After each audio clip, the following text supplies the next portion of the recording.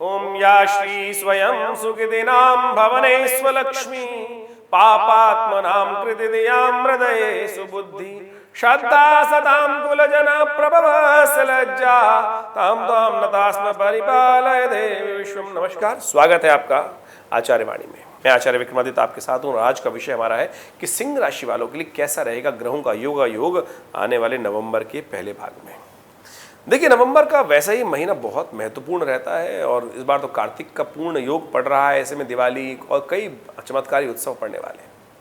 देवउठनी एकादशी पड़ने वाली है। इन सब योगों के आपसे समझ लेना चाहिए क्या कुछ ग्रहों का योग आपके लिए रहेगा। और तो और ग्रहों का परिवर्तन भी बहुत विशेष हो रहा है।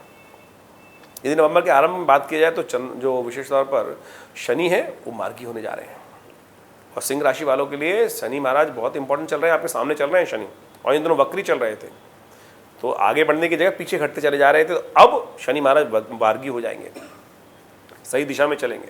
सप्तम भाव में आपके बैठे हुए हैं इस वक्त गोचर के अंदर। इसके साथ साथ आपकी राशि के अनुसार से यदि हम बात करें तो शुक्र भी परिवर्तन की तरफ जा रहे हैं, राशि बदलेंगे और शुक्र भी बहुत इंपॉर्टेंट भाव में जाएंगे आपकी राशि के अनुसार से, द्वितीय भाव में।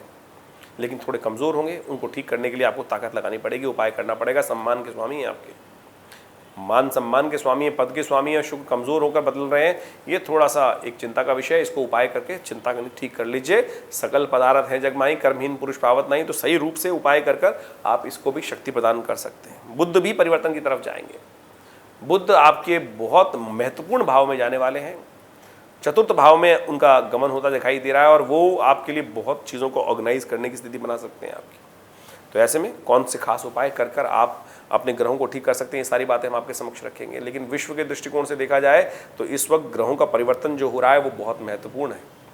हमने पहले आपको बताया था पिछली बार जब कार्यक्रम हम कर रहे थे पिछले 10 दिनों के बारे में, तो कार्तिक जब आरंभ हुआ था तो उस पक्ष में चतुर्ग्रही योग बना था तुला राशि में। वो बना होने के कारण से इस कार्तिक में वो भयावह स्थिति उत्पन्न कर सकता है और वो स्थिति विशिष्ट तौर पर कई प्रकार के कष्ट देने के योग बना सकता है। ऐसे में कुछ खास उपाय करने की जरूरत रहेगी।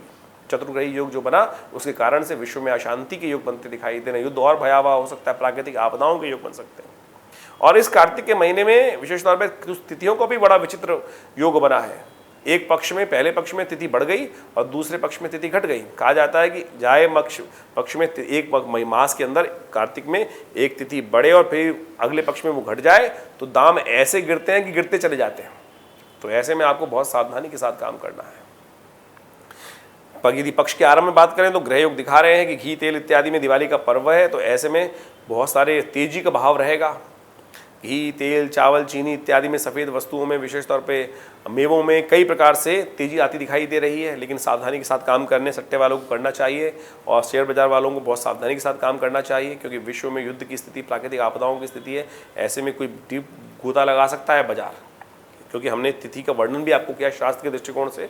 देखिए, अनुभव के आधार पर बहुत चीज़ों का वर्णन किया था, वो सब हम आपके समक्ष रख रहे हैं। सिलसिलेवार तरीके से समझ लीजिए ग्रहों का योग कैसा रहेगा आपके लिए, कौन कौन सी खास बातों का आपको ध्यान रखना चाहिए। 1 नवंबर की बात करें तो उस दिन करवा चौथ है, चतुर्थी और बुधवार का सुंदर योग है। कार्तिक के कृष्ण पक्ष की बहुत सुंदर योग बन रहा है। ग्रह योग आपकी राशि के अनुसार से दिखा रहे हैं, बहुत महत्वपूर्ण रहेगा। पॉजिटिव साइन दिखाई दे रहे हैं। आपको आगे बढ़ने के सुंदर अवसर बन सकते हैं। ऐसे में आपको तटस्थ होकर काम करने की ज़रूरत है। केवल जिद को त्यागने का प्रयास कीजिएगा। अननेसेसरी बातों में जिद करने से कष्ट होने के योग बन सकते हैं। ऐसे में श्री गणेश का सुबह सुबह ध्यान करें, उन्हें पीला पुष्प दूर्वा अर्पित करके अपने दिन को शुभ कर सकते हैं। शाम को चंद्र दर्शन करके स्त्रियां अपने पति की दीर्घ आयु के लिए जो कामना करती हैं, वो वास्तविक तौर पर चंद्रमा का पूजन नहीं है, वो गणेश का ही पूजन है। और शुभ गणेश के योग पर, गणेश के दिन पर ये योग पड़ गया है। चतुर्थी के दिन ये सुंदर तरीके से योग बन के आया, बहुत सुंदर योग बना रहा है। ये करवा चौथ बेहद खास बना रहा है इस चीज़ को। चतुर्थी, बुधवार और साथ साथ सुंदर तरीके से शुद्ध तिथि के रूप में विद्यमान ग्रहों का योग। ऐसे में विशेष तौर पर आपको दूध के द्वारा भगवान शंकर चंद्रमा को अर्घ देना चाहिए। कल्याणकारी योग बनेंगे। चंद्रमा का उदय करीब शाम को 8:17 पर होगा दिल्ली में। आसपास के क्षेत्रों का सब वर्णन हम आपको दिखाई रहे हैं। सर्वार्थ सिद्धि योग भी विद्यमान है। नए कार्य करने का दिन अच्छा है। केवल राहु काल से बचते हुए कार्य करेंगे तो सुंदर रहेगा। 2 नवंबर की ग्रह गणना विशेष तौर पर दिखा रही है कि उस दिन पंचमी और गुरुवार का अवसर है। ग्रह योग आपके लिए अनुकूल है, लाभ की स्थिति बन सकती है। केवल खर्चों का ध्यान रखने, लाभ की आकांक्षा में कहीं बियॉन्ड खर्चा मत करना, इस बात का ध्यान रखना। ग्रह योग खर्चा ज़्यादा करा रहे हैं, लाभ की स्थिति, मन विचार कर रहा है लाभ होगा होगा होगा, लेकिन उसके चक्कर में कहीं आमदनी अठनी खर्चे वाले रुपये ना बने। ये ग्रहों की स्थिति कुछ दिन चलने वाली है, सावधान होकर काम करें। विशेष तौर पर हम बात करें 2 और 3 नवंबर को इसी प्रकार की स्थिति रहेगी, दोनों को ध्यान रखते हुए कार्य करने की ज़रूरत है। वहीं 3 नवंबर को शुक्रवार भी है और साथ साथ कन्या में शुक्र भी प्रवेश कर रहे हैं, और ये शुक्र का प्रवेश थोड़ा क्षीण है। शुक्र कन्या राशि में जब चले जाते हैं तो बुध की राशि में नीच के हो जाते हैं, ऐसे में शुक्र का को ताकत देने की जरूरत पड़ेगी। शुक्रवार के दिन ये उपाय हो रहा है, तो ऐसे में गौ पूजन कर कर आप सुंदर तरीके से लाभ ले सकते हैं। गाय को विशेष तौर पर रोटी नित्यप्रति देने का प्रयास कीजिए, गौ पूजन नित्यप्रति करने का प्रयास करें। चारा हरा चारा जई का चारा होता है वो दे सकते हैं, वो सब कल्याणकारी योग बनाएंगे। ये उपाय है, इसको नोट करके अवश्य करने का आपको प्रयास करना चाहिए।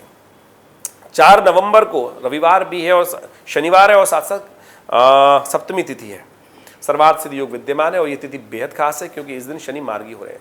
पिछले 4 महीने से जो वक्री चल रहे थे शनि, आप सही दिशा में जाने वाले हैं और कई प्रकार से उन्नति के योग बनाने वाले हैं। ऐसे में दिमाग सही चलता दिखाई दे रहा है। हो सकता है जिद में थोड़ा सा परिवर्तन आ जाए, जो नेगेटिव तरफ जिद ले जा रही थी वो थोड़ा पॉजिटिव तरफ हो जाए, लेकिन शनि की दृष्टि अभी भी आपके भाग्य में पड़ रही है। बृहस्पति वहाँ भाग्य में है, लेकिन शनि की दृष्टि भाग्य में पड़ रही है, ये थोड़ी सी स्थिति खराब करता है। शनि का उपाय आपको लगातार करने की ज़रूरत है। देखिए, विशेष तौर पर सिंह राशि वालों को शनि का लगातार उपाय करना जरूरी है। शनि स्तोत्र का नित्यप्रति पाठ करें, हो सके तो शनि यंत्र को घर में स्थापित करने का प्रयास करें, क्योंकि 2 साल शनि अभी यहीं रहने वाले हैं। 2 साल नहीं तो कम से कम 1.25 साल तो यहीं रहने वाले हैं। तो ऐसे में शनि का उपाय नित्यप्रति करते रहिए, हनुमान जी का पाठ करते रहिए। ये आपको शनि को कंट्रोल रखेगा और भाग्य को भी बढ़ाएगा। ये उपाय करेंगे तो बहुत सुंदर तरीके से लाभ के योग बनेंगे। शनिवार का दिन है, नोट कर लीजिए, उपाय अवश्य कर लीजिएगा। 5 तारीख की हम बात करें तो उस दिन अष्टमी तिथि, रविवार अहोई अष्टमी है। ये बेहद खास अष्टमी, अष्टमी का दिन रविवार जो है वो अष्टमी का दिन भी दुर्गा जी का और रविवार भी दुर्गा जी का, और अहोई अष्टमी का व्रत पड़ गया।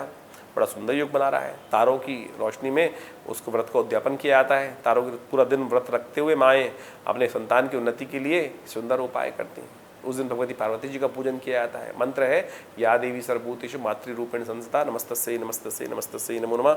इस मंत्र का जप करें, कल्याणकारी योग बनेंगे। ग्रह गणना विशेष तौर पे आपकी राशि के अनुसार से दिखा रही है, थोड़ा खर्चा होता दिखाई दे रही है, ध्यान रखते हुए कार्य करें। अननेसेसरी के खर्चे आपके जिम्मे ना पड़े। ये देखिए, स्वास्थ्य का भी ध्यान रखने की ज़रूरत है, ये ध्यान रखिएगा, नहीं तो ये समय थोड़ा भारी हो सकता है। ध्यान रखते हुए कार्य करने की ज़रूरत दिखाई देती है। अननेसेसरी के खर्चों से बचते हुए कार्य करने की ज़रूरत है। ध्यान रखते हुए कार्य करें।